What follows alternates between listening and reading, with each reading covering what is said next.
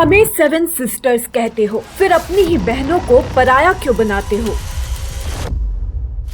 Chinese कहकर पीटा, त्रिपुरा के युवा की देहरादून में हत्या। देहरादून में नस्लीय टिप्पणी के बाद त्रिपुरा के छात्र की हत्या।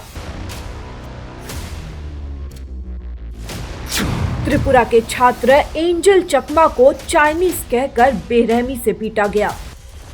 देहरादून से आई ये खबर पूरे देश को झकझोर देने वाली है। उत्तराखंड के देहरादून में सिर्फ नस्लीय टिप्पणी का विरोध करने पर त्रिपुरा के एक युवा छात्र की बेरहमी से हत्या कर दी गई। इस घटना ने न सिर्फ एक परिवार को तोड़ दिया बल्कि पूरे नॉर्थ ईस्ट के युवाओं के दिल में गुस्सा भर दिया है।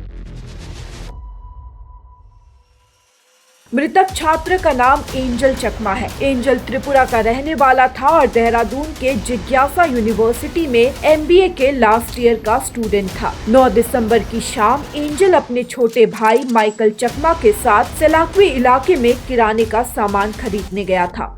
इसी दौरान कुछ लोग जो शराब के नशे में थे, दोनों भाइयों पर नस्लीय टिप्पणी करने लगे। उन्हें चाइनीज कहा गया और गंदी गालियां दी गई।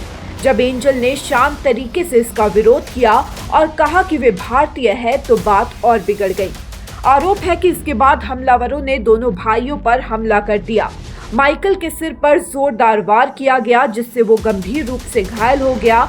वहीं एंजल की गर्दन और पेट में चाकू मार दिया गया। खून से लथपथ एंजल को तुरंत अस्पताल ले जाया गया जहां वो कई दिनों तक जिंदगी और मौत के बीच जूझता रहा।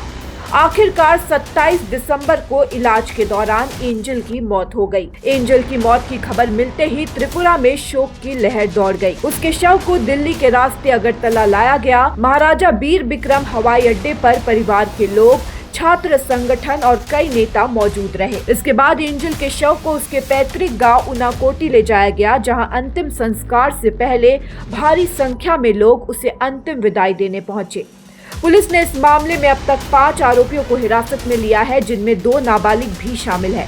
पहले इस मामले में मारपीट का केस दर्ज किया गया था लेकिन अब एंजल की मौत के बाद हत्या की धारा जोड़ दी गई है।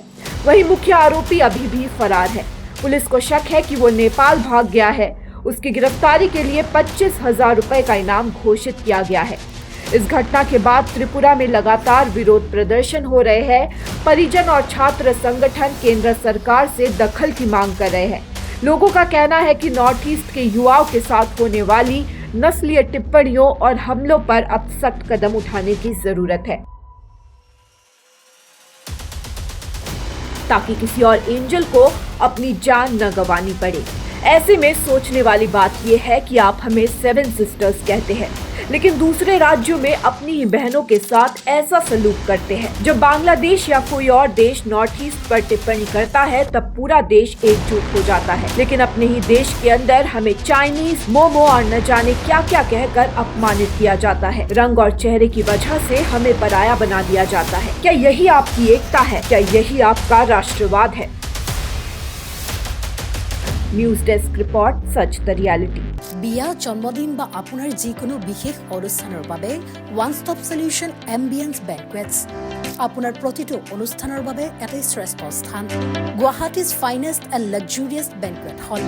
Ambience banquets, perfect for every celebration. For booking, contact 7099013417 or visit 5th floor above Reliance Centro, RG Burwa Road, Guwahati.